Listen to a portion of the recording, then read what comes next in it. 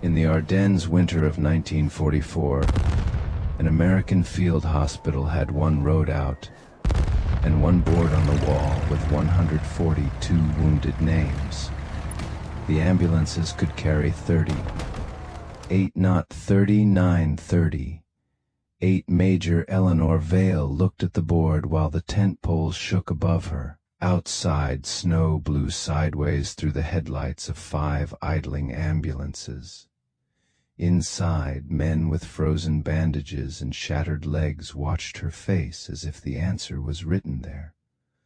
The order had arrived 10 minutes earlier. Evacuate immediately. German armor was moving through the woods west of Wiltz, Luxembourg. Shells were falling close enough to lift dirt off the hospital floor. The last infantry screen had already pulled back. The medical station was no longer behind the line. It was becoming the line. A captain from a retreating rifle company pushed through the flap with ice in his eyebrows and panic in his voice. "Major, you have to move now. The road closes in minutes." Vale did not look at the road. She looked at the men who could not sit up. How many litter spaces? 38 if we stack the light cases on the floor. There was a quiet sound in the tent then, not a scream, not a prayer, just 100 men understanding math.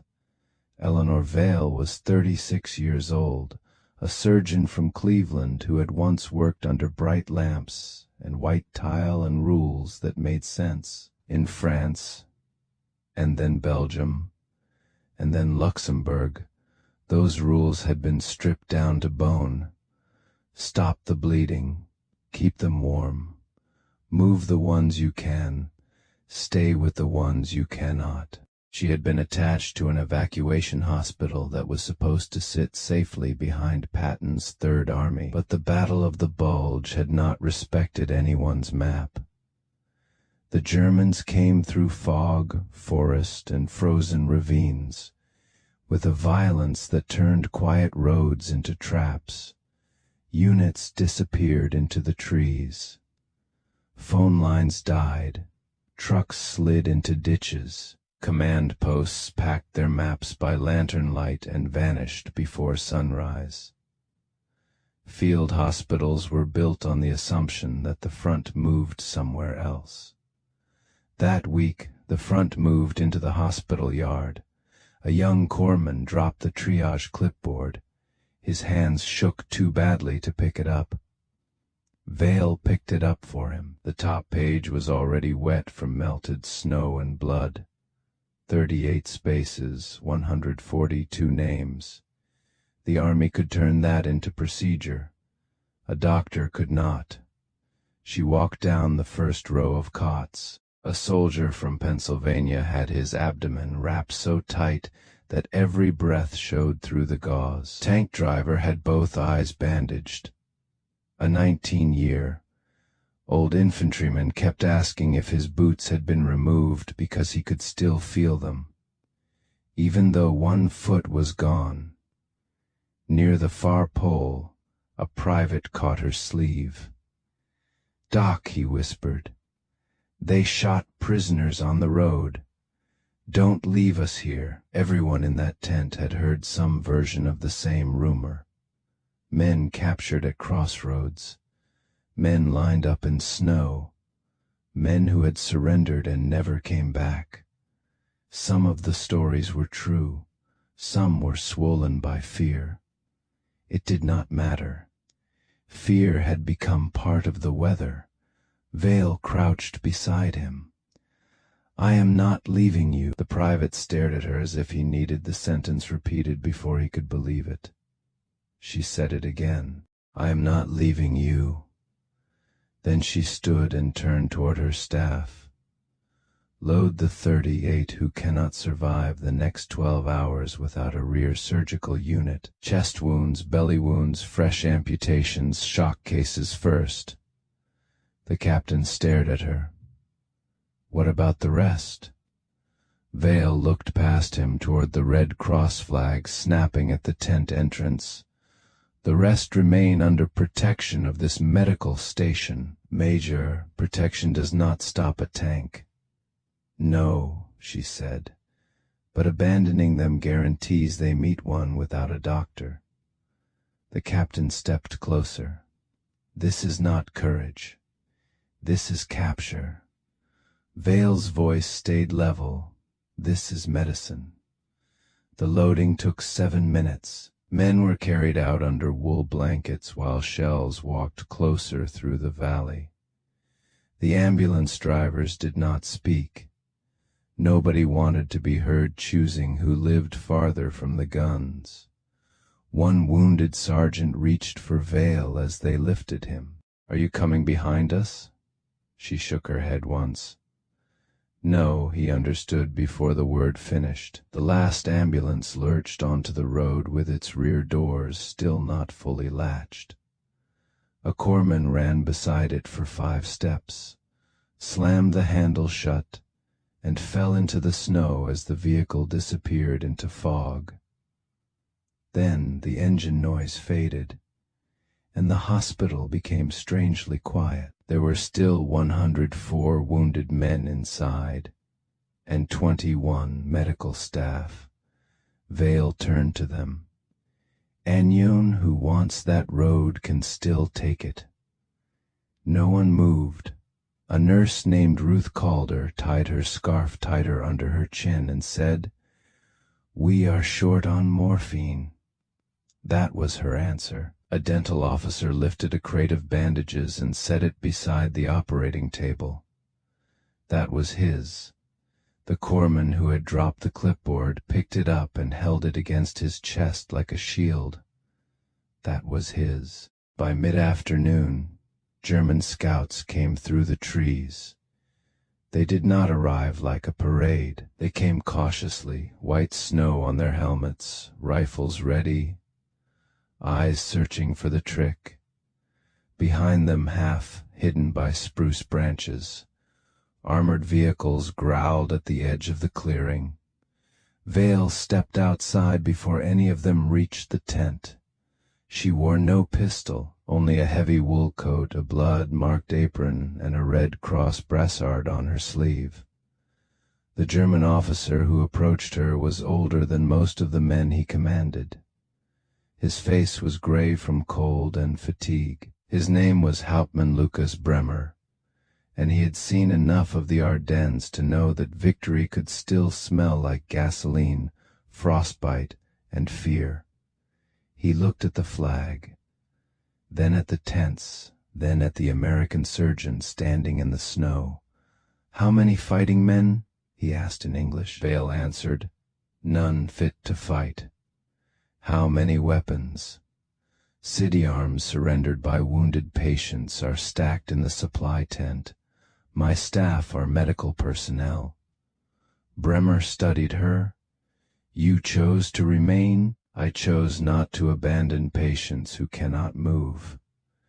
A shell landed somewhere beyond the ridge, and the sound rolled over them like a door slamming underground. Bremer's eyes moved to the entrance flap inside. The wounded had gone silent. Every cot was listening. At last he said, "You will be guarded." Vale nodded. "We need water, fuel, and safe passage for medical orderlies between tents." The German officer almost smiled at the boldness of it. "You are not in a position to request terms." Vale did not lower her eyes. "I am in a position to lose patients, and if they die because you interfere, every man in this clearing will know why." The snow hissed against the canvas. For 3 seconds nobody spoke. Then Bremer turned to a sergeant and gave orders in German. "Guards at the road. No entry into the surgical tent without permission. Fuel from the abandoned American dump water parties under escort." The hospital had not been saved by sentiment. It had been saved by a woman making the cost of dishonor visible. The next 3 days were not heroic in the way people like to imagine heroism. They were filthy, They were cold. They smelled of iodine, smoke, wet wool, and gangrene. The Germans searched the supply crates twice. The guards took coffee and blankets first, then returned some of the blankets after Ruth Calder stood in the snow holding up a dying man's blue hands without saying a word. At night, artillery from both sides punched the hills. The tents glowed faintly under blackout lanterns. Vale moved cot to cot, cutting away infected dressings, reopening wounds, draining pus, warming hands that had gone waxy from shock. When morphine ran low, she saved it for the men who had to be cut. For the rest she gave aspirin, hot water, and lies spoken gently. You will make it until morning. You will see the rear hospital. Your mother will not hear this from a stranger if I can help it. Some men believed her. Some only needed to hear a human voice refusing to surrender them before the pain took over. On the second night, a German guard brought her a can of condensed milk from a captured ration box. He did not look at her when he handed it over. "For the one with fever," he said. Then he walked away as if ashamed of the mercy. Vale gave it to the 19-year-old who still felt his missing foot. By the third morning, the rumble outside had changed. Not closer, different, heavier from the south. Patton's counterattack had begun cutting back through the broken Ardennes roads. The same army that had been scattered in fog was now turning, grinding north through ice and blown bridges, dragging fuel and ammunition through impossible country, because men were still trapped ahead of them. At noon, the German guards vanished. They did not announce it. They simply pulled back through the trees, taking their wounded with them, and leaving boot marks in the snow. An hour later, the first American armored car rolled into the clearing with a white star under a skin of mud. A sergeant jumped out, rifle ready, and froze at what he saw. Rows of American wounded, a Red Cross flag still flying, and Major Eleanor Vale standing at the tent entrance with blood on both sleeves. The sergeant lowered his rifle. "Ma'am," he said, "we thought this place was gone." Vale looked back into the tent. Not yet. The report reached Third Army headquarters before nightfall. A field hospital overrun near Wiltz. 38 evacuated. 104 left in place. Medical officer remained voluntarily. Enemy honored protected status. Patients alive. The paper moved from clerk to operations officer, from operations officer to a colonel, and finally onto the table of General George S. Patton. Patton was not known for rewarding hesitation. He hated excuses. He hated disorder. He hated anything that smelled like fear dressed up as procedure. But when he read the report, he did not see hesitation. He saw a line held by a different kind of weapon. Not a tank, not artillery. A surgeon's refusal to let the army's weakest men become abandoned cargo. He folded the paper once and walked into the command tent where division officers were standing over maps still damp from thawed snow. "Who ordered that hospital cleared?" he asked. An officer gave the answer. "Who stayed?" "Major Eleanor Vale, sir, chief surgeon." "With how many?" 104 wounded and 21 medical staff. "And they lived?" "Yes, sir, most of them." Patton was quiet long enough for the tent stove to pop. Then he said, "A road to the rear is not always the safest ground in an army." No one answered. He tapped the report with one gloved finger. "That woman understood something a few healthy men forgot. The uniform does not only belong to the fellow who can still march, it belongs to the man lying flat when the map goes bad. The next day, officers from the surrounding units were ordered to assemble in the same frozen clearing. No band played, no flags were arranged for beauty. The hospital tents still sagged under snow. The ground was cut with tire ruts and littered with stained straw. Wounded men who could sit were wrapped in blankets near the tent flaps so they could see. Major Vale stood in front of them in the same coat she had worn under German guard. Patton arrived in an open vehicle, stepped into the slush, and walked straight to her. For once, the general did not make a speech first. He opened a small case. The metal inside caught the pale winter light. He pinned it to her coat where the Red Cross brassard had been. Only then did he turn to the officers. "Look at her," he said, not loudly. That made it worse. "Look well. This is what duty looks like after the easy orders run out." The men in formation did not move, Patton continued. "Any fool can be brave while the engines are running and the road is open. An officer earns the name when the road closes.